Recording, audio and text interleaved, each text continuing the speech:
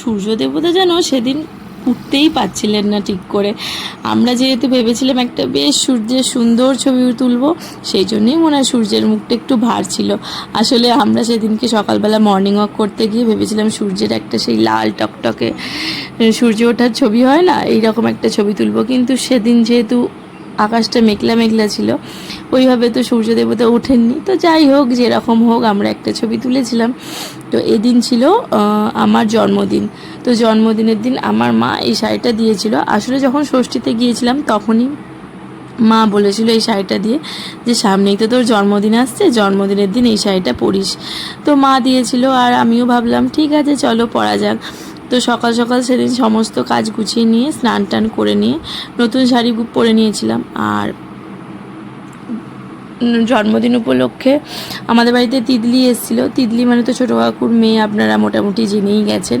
তো ছোটো কাকু ছোটো কাকিমণি যেহেতু সকালে মর্নিং স্কুল হচ্ছে, তো ছোটো কাকু কাকিমণির সাথে ও সকালবেলা চলে এসেছে।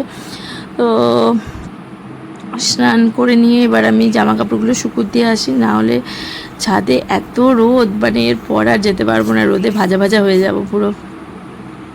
তো যাই হোক, যেটা বলছিলাম, তো সবাইকার খাওয়া দাওয়া হয়ে গেছে, স্নানও হয়ে গেছে। আমি স্নান করে পুজো দিয়ে খাওয়া দাওয়া করে নিয়ে আমাদের একটা প্ল্যানিং আছে।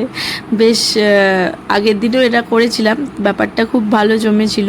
তো আজকেও সেটাই ইচ্ছা আছে। তো তিতলি তাই জন্যই আমাকে বেশ তাড়া দিচ্ছে।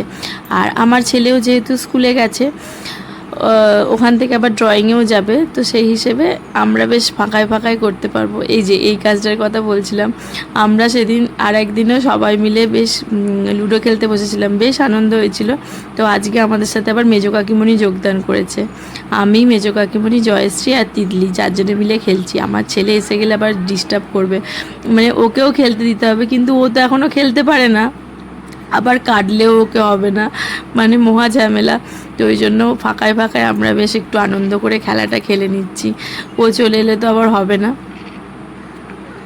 তো বেশ শুরুতেই মজা হচ্ছিল খেলাটায়, খেলা ছেড়ে উঠতেই ইচ্ছে করছিল না। তো যাই হোক, খাওয়ার সময় হয়ে গেছে। তো আজকের মেনুতে ছিল 5 রকমের ভাজা, ভেজ ডাল আমার পছন্দের, পটল আলুর তরকারি, মাছের ঝাল, চাটনি, মিষ্টি আর পায়েস, জন্মদিন স্পেশাল।